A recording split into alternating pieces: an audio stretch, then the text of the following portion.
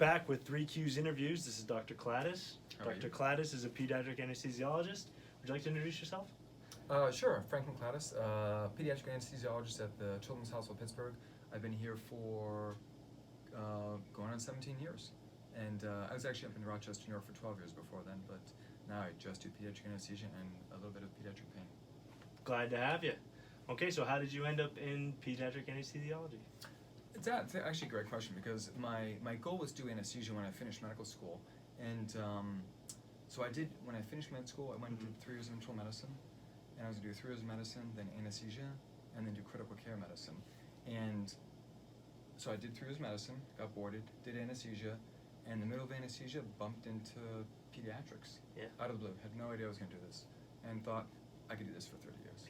That's awesome. That's kind of what you want. You want to find where you fit. And that's, a lot of people talk about finding your tribe and in medicine, and that's... It's funny because that's when I work with med students, I tell them this all the time. It's like, the med school is like a buffet. Mm-hmm. You want to sample everything at the buffet.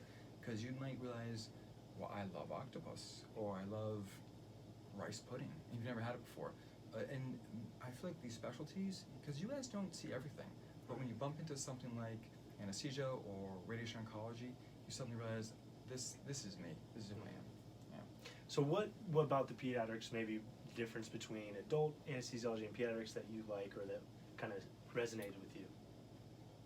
I think for peds, what was fun about peds was the kids. All the specialties in adult anesthesia existed in peds. So you can do thoracic, you can do GI, you can do neuro, cardiac, do all that stuff, pain management, and it was all embedded in pediatric anesthesia. Mm-hmm. And I like the parents too. Everyone told me I was going to hate the parents. The parents are actually, they could be a lot of fun. And I mean, what's tough about anesthesia, at least with kids, is when the parents are stressed out. Mm-hmm.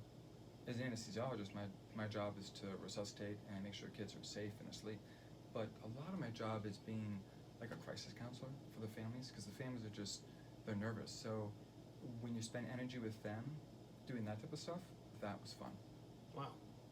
So what's a typical day like for you here at Children's? Depends. Am I on the pain service or am I on the OR? Let's go OR first. Yeah.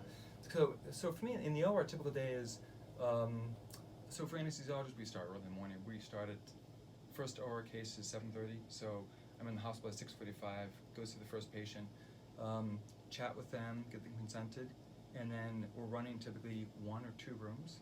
So we're doing different anesthetics on different kids simultaneously. And the job is really to get the kids to sleep, make sure they're comfortable, and then do the critical care that goes into keeping them alive and safe for the surgical procedure.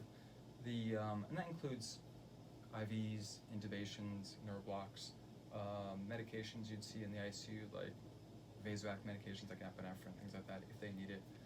A lot don't. Most are like pretty healthy. And then do that till, if you're late, you're there till 4, 5, 6 p.m. and then go home. Very nice. Okay, let's do our 3Q's here, part of the 3Q's interviews. Question number 1, what's the most interesting thing you carry in your white coat? It's a little unusual. So as a pediatric anesthesiologist, obviously you want to connect with the kids. Mm-hmm. And what I do find very funny is, so I'm a big fan of Hello Kitty. Oh, awesome. Yeah, this is from McDonald's. But actually in my lab coat I've got it's just a Hello Kitty on a keychain. And it's some of the kids love Hello Kitty, so I pull that out and people are like, you're a guy with Hello Kitty? If I can peas, it works. Yeah. That's awesome. So. Kind of get a pass there. Yeah, exactly. Okay, can you give us a fun fact about anesthesiology for question number 2? Fun fact. Well, one is certainly anesthesia in Europe and America looks pretty different.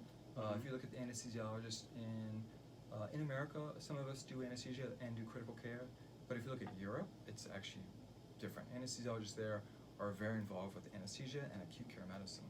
Some will do anesthesia mixed with emergency medicine, mixed with critical care. The anesthesiologists are really quite involved in Europe consistently in the whole perioperative environment, which includes critical care units. In America, I think a lot of us were in the OR. It's fun, but a lot of us don't spend a lot of time in the ICU, which is too bad. That's really interesting. Okay, question number 3. we often hear this rumor that redheads have a higher pain tolerance and that they have greater tolerance to anesthesia. Can you speak to that? Can you dispel that myth, or? So there is a bit of a genetic variant in being a redhead, just like anything. I mean, eye color, that type of stuff. And for some redheads, they do require a little bit more anesthesia. But it's funny though, because I feel like that came out years ago, and I think the media loves that because it's fun. Yeah. But it's as an anesthesiologist, if I see a redhead, I don't suddenly worry that, oh my gosh, you're going to require more anesthesia.